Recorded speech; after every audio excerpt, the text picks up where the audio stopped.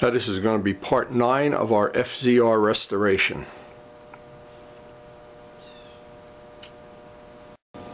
I have the two side pieces of the fairing and the fender off.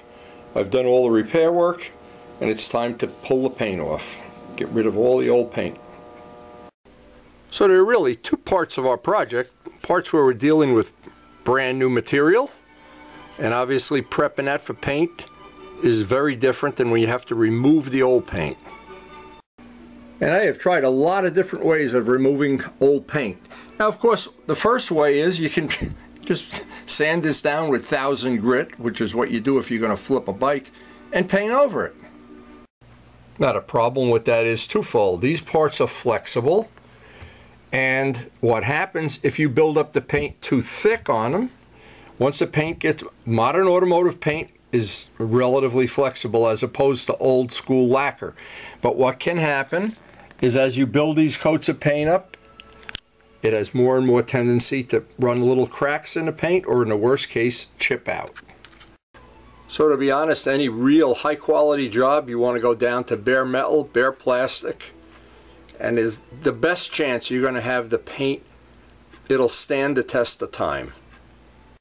Now because these parts are plastic, I'm going to try the least invasive way of getting it off is with ordinary paint remover that you can buy at Lowe's. If that doesn't work, then we move on to more and more aggressive things, but a lot of times that'll get most of or almost all of it off, and then the final part will sand off. So here's a suggestion: whenever you have multiples of parts to do in one session, start with the smallest one first. Use this as an experiment, because a lot of times if you start with the big one, you say, and you struggle with it, and all of a sudden you realize later on in the job, I could have done that a lot easier just by blank, blank, blank. An example is some of the paint removers, especially the ones you buy Lowe's and Home Depot, you can buy aircraft grade paint remover that sometimes it's so powerful it'll melt the plastic, and we don't want that either. So we're going to start with some ordinary paint remover that we purchased at Lowe's. Here's one of the things I found works pretty well. If you're going to use paint remover, get the gloves you use to wash dishes with, and make sure the cuffs don't let it drip down your arm. And this is a relatively, I call it a low impact product that it's Lowe's, and you're supposed to put this on. And a lot of times this will work so well, you brush it in one direction. A lot of times it'll work so well, you never know if it's going to work well, and I never know if it's not going to work at all. So a lot of times older paints come right off. Sometimes the factory paints that come on some bikes don't come off at all. You've got to sand it off. So I just let this sit on there. You're supposed to brush it in one direction only. Let it sit for 5 minutes, and we're going to find out how that works. So what I'll do, I'll just put this in my little catch tray. See how that looks after 5 minutes. Alright, so after 5 minutes it does what paint remover does. It bubbled up. This is just a piece of nylon, soft nylon. And it looks like this will be relatively easy to get the paint off. Again, we'll find out.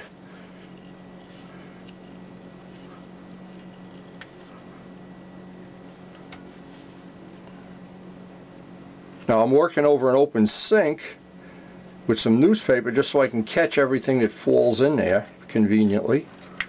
And any number of ways you could even, at some point if you leave this on long enough, you can probably take it off with a playing card or something, but this piece of nylon seems to work. Now we're not going to get all of it off. We're always going to have some that we get off with sandpaper, but this will get the lion's share of it off. And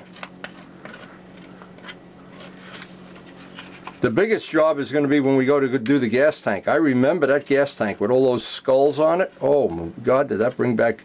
I wish anybody out there has pictures of that, or some of those old DVDs I used to make. That'd be really, it's really funny.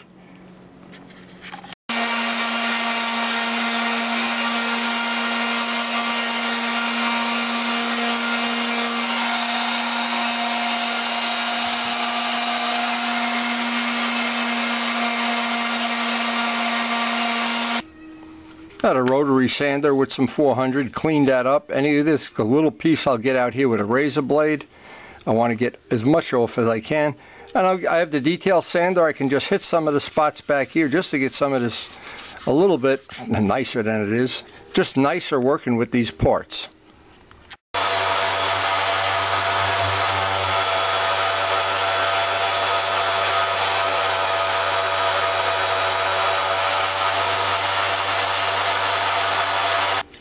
And a final little bit, of course, before I get a coat of prime on this, I'm taking some 600. Just want to get it as smooth as possible, get any scratches out from the power sanders. It looks like this is going to be fine. Now, if the paint did not come off, then we have to resort to a more heavy-duty paint remover, and they do make it. Of course, it's more expensive and more toxic, more fumes, and we try to minimize all of that stuff, of course. So anyway, we're ready to throw some primer on this.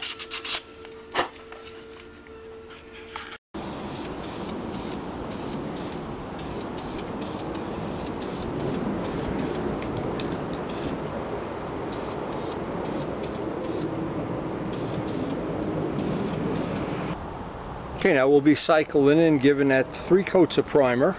I want to build up a little primer on that and sand it with some 600 later, just to get any little flaws that might remain in that part. It looks pretty good though from here. Now, one thing I always try to share on every video is the sequencing of things. In this case, I got the second part down to where it's hand sanded. I have the primer out there drying. I can just take some 600, dust that primer in between coats. As always, when you're down to raw plastic, there's always some little rough edge or sharp edge. Most important thing on any of these projects, radius edges. No sharp edges.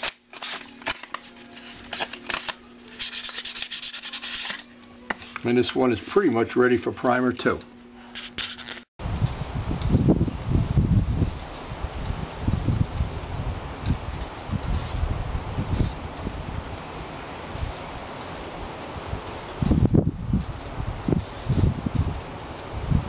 By sequencing this part has been drying for roughly an hour. I can just a light sanding on this, pick up any of the high spots, go around the edges again, and go out and give it another coat of primer.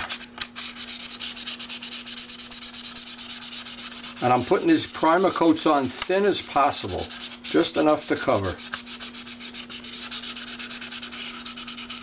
Because the objective is I don't want the overall finish to be any thicker than it has to be, that I can, well, have the best finish possible, the shine, get the shine, have enough material to buff it out.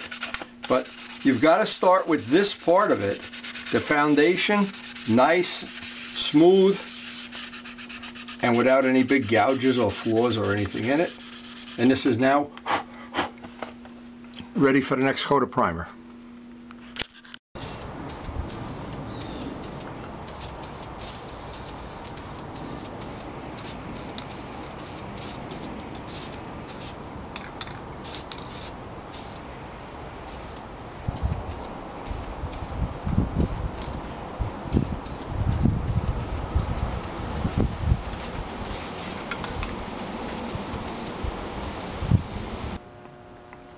So at the end of this, our first 2 pieces have all of the primer on. It's been sanded between coats, and it's looking like that's going to be actually better than if we bought brand new parts, because the brand new parts would not be reinforced, and well, in my case, you'd have to pay for them. That's a really bad thing too. So we already had these, and we were able to restore them. I think the finish on them is going to be even better than a factory finish. Now, to put this level and quality of finish on something, it's the biggest part of it is you have to start with a very smooth foundation. You can't start by painting a piece of sandpaper. It's got to be perfectly smooth from the primer up. And we're going to go through all of the steps. Hopefully you'll be able to pick up some information, or just something that'll help your restoration project. Now I'm hoping the next part of this project is not going to run into some kind of a problem, because there's several little things we need to deal with. First of all, these parts have decals on them that we made up. John Pothier made these up, and they're buried and clear, so I know this has a lot of paint on it, so I may have to do 2 or 3 shots with the paint remover to get it off. I'm not sure. Now, as I thought might happen, it has the look of that this is going to take more than one, because we have so much paint on here. But the answer is just do it over and over and over again, because otherwise you'd be spending all day sanding this. It would just be unbelievable how long it would take to sand this off.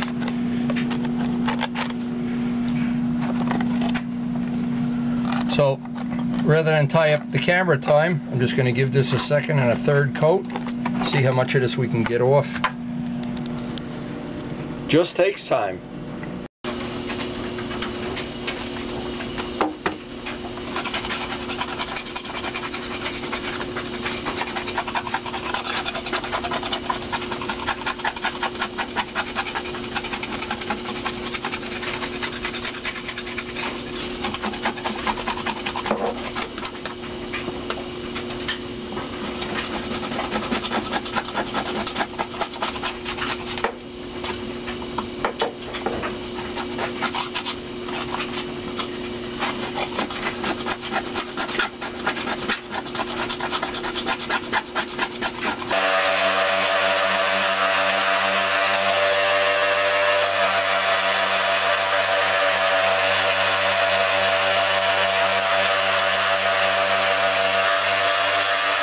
Is going to be, finish these parts up. These do not get primed because they're going to get attached to the main fairing once I get the bolt holes in place. So I'm just going to leave these in, they're basically raw plastic. They've got some little spots that will be painted and filled in and touched up, and I think we're going to be able to not use this when this is attached. I won't need that bolt hole. I won't know that until I get the final thing all lined up, but I'll put these aside. I'm trying to just get everything ready. Put these aside. This will be part of when I attach the fairing to the bike, and then these will get that Fixotropic resin. We'll give a little dissertation on using that. That is some really good quality stuff. I've used it before. See, and in the final part, this is going to get permanently attached, not like the stock bike. In this gap, I'm going to take care of the gap, of course, and then I have to be very conscious of getting that angle right so that that tab lines up. But then I really won't need that front bolt hole. But then I want to get a really nice edge on here, and I have a way of doing that I hope is going to work well. Well, we hope the whole project's going to go well. But for right now, we're done with these parts. Now what's handy is having a roll. This is a sticky back sandpaper roll. Get in areas like this. Even though we're not going to see this, I'm not going to spend a lot of time, but I do want to have it, the part rough enough that the paint is going to stick. Actually, this fender took a lot longer than I thought it would in terms of getting off the old paint, but we got most of it off. I'm going to final sand it, get the prime on it, and that's going to be it for today, because this has been a really productive day. I'm never sure in the beginning of the day how much I'm going to get done, but when things go well, today went pretty well. And to have all these parts ready, we're moving one step along on the job. I'm very happy about this. Get a final sanding on this before I get the prime on it, and we'll do the same thing, several coats, probably get 2 on today, sand it in between coats if we do, depending on how this is going to play out. I never am able to predict in the beginning of the day how much time is available, because sometimes my family situation is very volatile. Now the sun is helping the primer dry in between coats, and that'll speed it up just a little bit.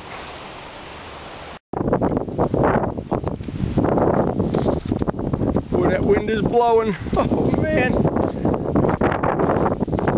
I think there's all the painting we're going to get done today, that's for sure.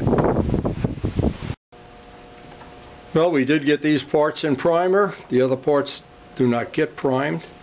I could have painted the white today, later today, but not going to rush it because two reasons. The most obvious one is there's a little hurricane blowing out there. I think Hurricane Yamaha is coming through here, but I never want to rush these projects, and it is always better. My feeling is just let the primer dry overnight. So anyway, I hope you enjoyed this video. And not only this video, I hope you've enjoyed, there's going to be 1,300 out there maybe by the time you get to watch this. And we've done some restorations, we've taken some nice rides, hung out with our friends, and tried to pass along what I think is some useful information. So again, thanks for watching.